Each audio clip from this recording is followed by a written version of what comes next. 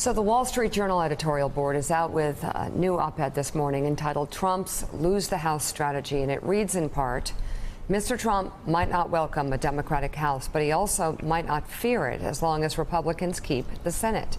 More than even most politicians, Mr. Trump always needs a foil, and Speaker Nancy Pelosi would be from central political casting. A Democratic House would mean the end of most of Mr. Trump's agenda of the last 2 years, but Mr. Trump's policy alliance with House Republicans has been in part one of convenience. Mr. Trump could cut deals with Democrats on paid family leave, public works spending, and trade protectionism.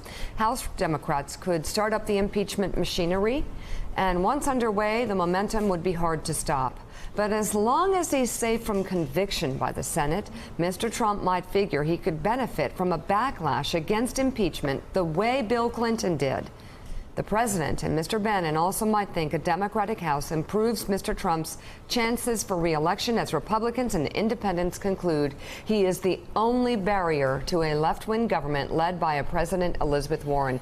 Howard Dean, I think that's pretty insightful, actually. I do, too. I do not read the Wall Street Journal op-ed. I haven't read it for 30 years. That is very interesting thinking. That is very interesting thinking. It's so on point. Yeah. I mean, this is exactly what could happen. Yeah. I don't think Trump's support is not there. Well, the interesting thing is what it captures is Trump's amorality. Trump has no loyalty to anybody but himself. But if you take away how you feel about that, right, that's a reality that could play out. Whether he's moral or not. But you're right, though. The fact that he is so unmoored means he'll do a deal with anybody. He doesn't give a damn about the Republican Party. That's just his view. He's a Democrat. Right. Well, he's not. I would please. He's not a Democrat. Please. He's mortally wound me. Did he not give money to the DNC when you were there? Not. I don't think so. If he did, that really wasn't a fair question. I think he always gave money to the DNC. I don't think he gave. Well, I don't know. I never called him. That's for damn sure. Yeah. A lot of Democrats did. No, well, I actually don't think that this. I think Trump may be thinking. That's what I thought was insightful. This is a mirror into the thinking of a sociopath, basically. But the actual scenario is less likely. There's a little "we hate Nancy Pelosi" in this thing, which is to be expected from the op-ed page of the. Oh no, but I mean, but Nancy Pelosi would make a good counterpoint. You can for Donald say Trump anything you want leading into 2020. You say a lot of things about Nancy Pelosi, but one thing is she is not stupid. She is a really smart political operative. Oh yeah, and she is smart enough to know that whatever her numbers may be, she is not, unlike many people in Washington, she is not driven by ego that needs to put her in front of the television cameras every day. So if she thought that were a possibility, she would be a much more lower profile. Yeah. My only problem with that editorial is that it's 7:21 on July the 31st. You know what Donald Trump's thinking about? 7:22. I'm dead serious. He's not a strategist. I'm not saying he's thinking about it, but that could happen by default. I don't think he's thinking about it. Well, second of all, I do not think the Democrats are going to impeach Trump unless there's a real reason to do it. Right. Hating Donald Trump is not a reason to impeach him. It's not a reason. And look, I also think that the Manafort trial is going to be an enormous problem for Donald Trump.